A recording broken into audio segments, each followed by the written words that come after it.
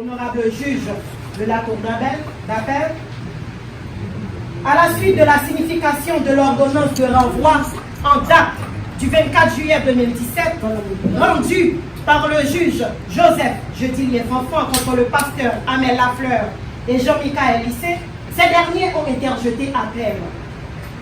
Dans le décès de voir les juges de la Cour d'appel de Port-au-Prince maintenir la dite ordonnance, l'intimé soumet à votre science les présentes conclusions qui annulent et remplacent celles soumises antérieurement.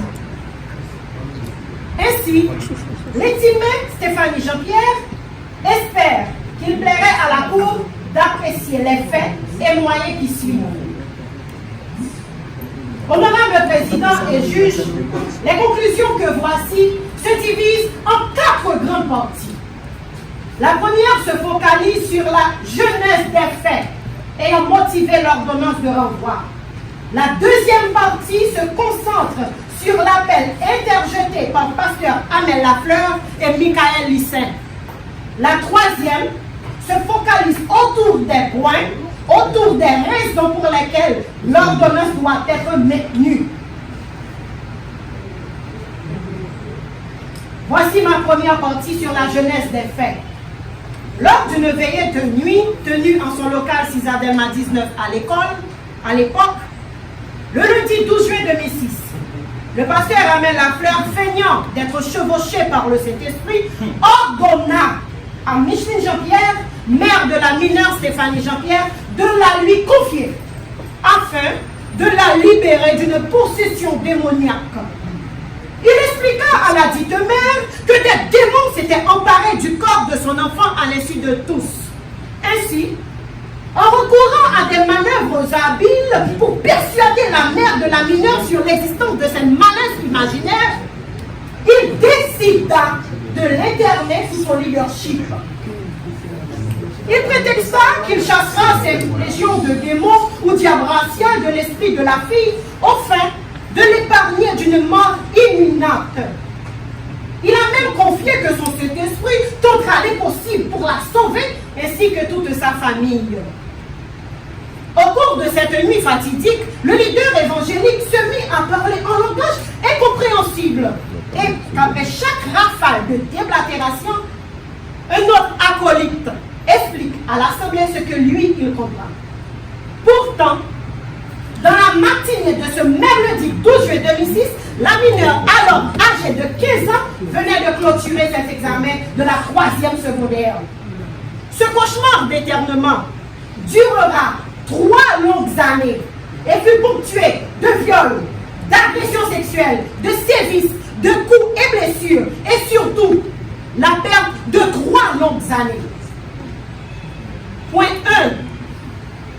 Un détournement de mineurs suivi de viol. Au lendemain, soit le mardi 13 juin 2006, vers les 6 heures du matin, le pasteur, en la non-présence de la mère de l'enfant, la conduisit chez lui à Delma 75, où il l'emprisonna dans une chambre.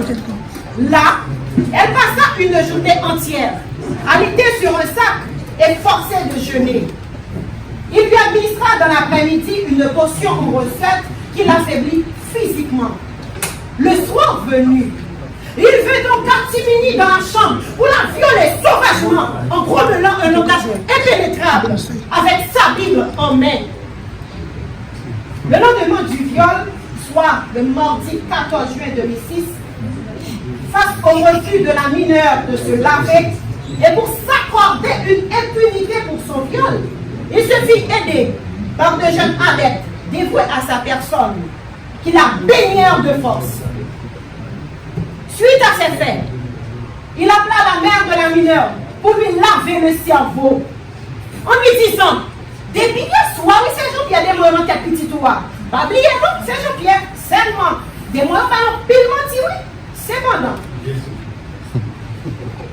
Depuis où, ouais, nous avons seulement menti, des moments tout rentrer sous. En tant qu'homme de Dieu, moi-même, mettons en garde. Ainsi,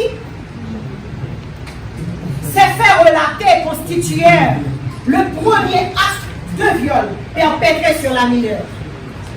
Les journées du 12, du 13 et du 14 juin 2006 sur décrites représentèrent pour elle les 3 premières marches d'une interminable descente vers une cascade tumultueuse de violation de ses droits.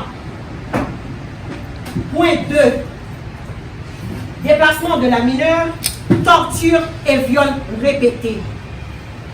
Le pasteur Amel Lafleur, immédiatement après son vol perpétré au cours de la nuit du 13 au 14 juin 2006, la transféra chez son prophète et évêque Michael Jean Lissin, le mercredi 14 juin 2006. Là, elle a connu des journées, des sévices, des tortures, des violences de toutes sortes. Au cours des soirées, des agressions sexuelles et des viols répétés. L'évêque avait pour coutume de décréter des journées de jeûne forcés sous prétexte d'alimenter les démons occupant le corps de la victime. Elle était devenue une esclave sexuelle au service de gourous dépravés jusqu'à sa fuite en mai 2009, après 3 longues années. Point 3. Séquestration incontestable à partir du 15 juin 2008. Stéphanie Jean-Pierre a atteint sa majorité le 15 juin 2008. Voir son acte de naissance, code 11. Pourtant, sans son consentement ou sa volonté, elle était internée chez Michael Lissin pour des maladies inventées par le pasteur Amel Lafleur. Ce 15 juin 2008 manqua aussi le début de sa séquestration. En janvier 2009, suite à des rumeurs sur la nature des relations amorales et illégales qu'entretenait l'évêque avec la mineure d'alors, le pasteur Amel Lafleur évita de renouveler son mandat à l'église. Profitant d'une défaillance de leur système de surveillance, Stéphanie Jean-Pierre a pris la fuite le 9 mai 2009. Au moment qu'il se préparait à l'assassiner afin d'étouffer l'affaire. C'est pourquoi, magistrat, les parents à cette époque avaient porté plainte contre le pasteur Amel Lafleur, voire la plainte qui a été déposée en 2009, côté numéro 14. Côté numéro 14. Excusez-moi, magistrat, je suis un petit peu ému. Ça fait tellement longtemps que j'attendais ce jour. En 2014, elle déposa une plainte au parquet de Port-au-Prince, au parquet du tribunal de première instance de Port-au-Prince contre ses bourreaux. Des instructions furent réalisées par la juge et pastoresse Denise Papillon, qui s'était volontairement déportée de la connaissance du dossier. Ensuite, le pasteur Amel Lafleur, quoique culpé au cabinet d'instruction, avait cité au tribunal correctionnel la victime. Il exigeait des dommages et intérêts de 1 500 000 gourdes. Mais le juge William Morin, siégeant au tribunal correctionnel, pasteur également, s'était déporté de l'affaire. Puis, la conduite du dossier fut confiée au juge instructeur Jodilien Fanfan. Depuis, le pasteur Amel Lafleur ne cesse de persécuter la victime via ses campagnes médiatiques. Après les mésaventures que la victime avait connues sous le leadership de pasteur Amel Lafleur, elle a bouclé ses études, elle a bouclé ses cycles d'études scolaires et universitaires avec honneur et mérite sont jamais consultés ni médecins, ni psychologues, ni psychiatres pour des troubles mentaux. Voire attestation du lycée Marie-Jeanne, du collège Carl Sepadi et badge du barreau de Port-au-Prince. Voici notre deuxième partie qui se concentre sur l'appel interjeté par Pasteur Amel Lafleur et Michael Lissem.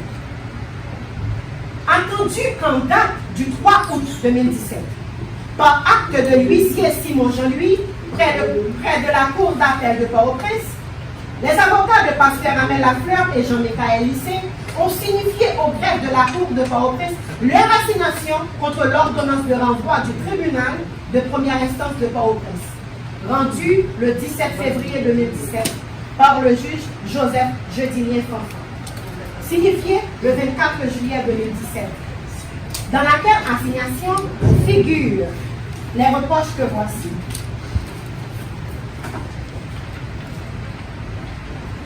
Petit point 1. Sur l'absence de mention du réquisitoire d'informer. Attendu que les appelants ont déclaré sans aucun texte à l'appui que le second juge instructeur n'a pas été saisi par un réquisitoire d'informer.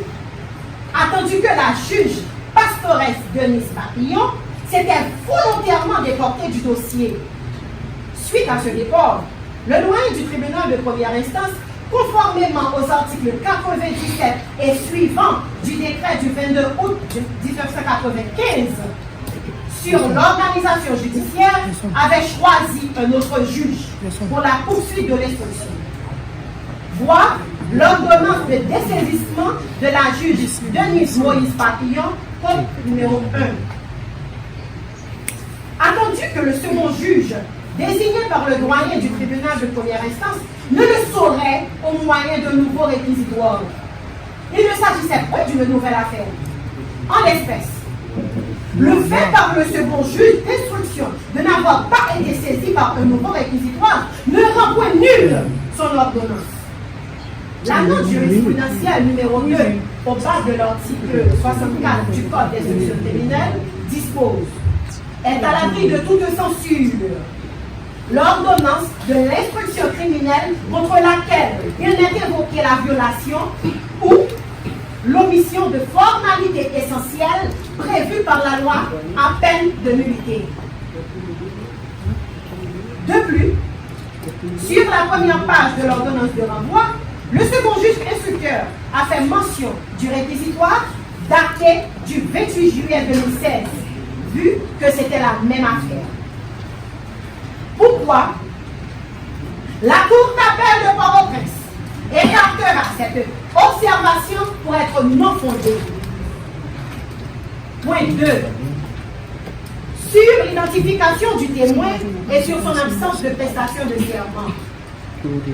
Attendu qu'il est de principe, l'œuvre du juge d'instruction est à l'abri de toute censure, même lorsque certaines formalités essentielles auraient été violées ou omises. Pour qu'elle soit frappée de nullité, il faut un texte pénal le précisant. Contrairement à la remarque des appelants, l'identité du témoin Banel Das a été clairement établie par la présentation de la citation qui lui a été signifiée. Ensuite, l'identité du dit témoin n'a jamais été contestée par aucune des parties. À la deuxième page de son procès verbal d'audition, il est écrit au premier paragraphe qu'il a prêté serment de dire toute la vérité. Attendu que la note jurisprudentielle au bas de l'article 62 du Code d'instruction criminelle, annotée par Jean Vandal, l'arrêt du 7 juillet 1941 dispose: le Code d'instruction criminelle n'exige pas que devant la chambre d'instruction comme devant la juridiction de jugement, le serment soit prêté à peine de nullité. La sanction prescrite est une amende contre le greffier. Pourquoi la Cour d'appel de Port-au-Prince rejettera à nouveau cette observation qui ne cadre aucunement avec les prescrits de la législation régissant la matière. Point 3. À propos du défaut de certificat médical ou de rapport. Attendu qu'à la phase de l'instruction, il n'existe pas que le certificat médical pour éclairer la lanterne du juge instructeur. Il lui suffit les indices et les présomptions. En l'espèce, il lui convient de déceler dans les faits les circonstances conduisant à la matérialité de l'acte. La victime internée avait été interdite de sortir seule, de se baigner en toute intimité, d'aller à l'école, de consulter un médecin, de recevoir des visites des membres de sa propre famille, de communiquer avec personne. Comment pouvait-elle se faire octroyer un certificat médical? Moi-même, moi, quand plainte en 2014, parler de patience dans un tel procès, pas dit que seulement tant le tribunal a fonctionné. Non. Parler de patience, il faut nous connaître. Rivel la Jodia, ça a été le chemin du combattant pour ma famille. Je perdu un pile famille dans la route là. Je perdu papa dans la route là. Papa mourir pas là pour vivre ça. Et c'est une des qui cause papa me cause trop de tension. Le papa me tendait qui ça amène te fait. Parce que papa me tellement fait au coin dans le lit. Donc ça a été une déception pour la famille. Donc c'est pas impatience me gagner. D'ailleurs, sans mentir, si c'était justice expéditive, je n'ai pas allé voir mais la fleur longtemps. Même je voulais tracer un exemple. Je ne veux pas que vengeance, je ne vais pas rentrer dans la question de vengeance. Moi je crois que tracer un exemple dans la société. Parents, si on fait confiance à petite nous. Petite fille, pas c'est pasteur, c'est prêtre, c'est ceci, c'est cela. Non. Si moun, petite fille, petit garçon doit en bas, nous. Donc ça, c'est mon combat. Je continue à avancer. Je crois dans la justice. D'ailleurs, j'ai le bon droit à mes côtés. J'ai les entités positives, bienveillantes, bienfaisantes. J'ai mon papa qui l'a même. Il n'est pas là physiquement, mais il est là en esprit. Nous continuons à combattre, nous continuons à avancer et nous demandons justice. Donc, comme nous avons rendez-vous, c'est normal, nous sommes bien obligés d'accepter aux décisions de la Cour. Donc, lundi, si Dieu veut, battons, nous continuons à avancer. Si Pasteur n'a pas présent lundi, si Dieu veut qu'ils ont c'est la Cour de décidera. C'est la Cour en décidera. En tout cas, merci beaucoup. Il lit réquisitoire et à la suite de réquisitoire, il y a une sacrée mémoire ampliative qui est censée y avoir réponse à réquisitoire ministère public là que avocat pasteur Amelio t'est jugé bon pour rédiger et c'est mémoire ça qui t'est lu. Moi-même t'ai gagné la parole et puis t'ai gagné partie victime là qui t'est venu lire conclusion. Et j'en nous constaté, audience temps, nous arrivons plus de 2 heures, les juges se sentent tout à fait épuisés et ils mettent affaire en continuation à la plus prochaine audience. Ça peut être la 8e, mais cependant, on est toujours à la disposition de la Cour. Lundi, qui sera peut-être 4 décembre, on sera à la Cour. C'est 6 décembre. On sera à la Cour pour faire valoir les défenses du pasteur Abel. Merci.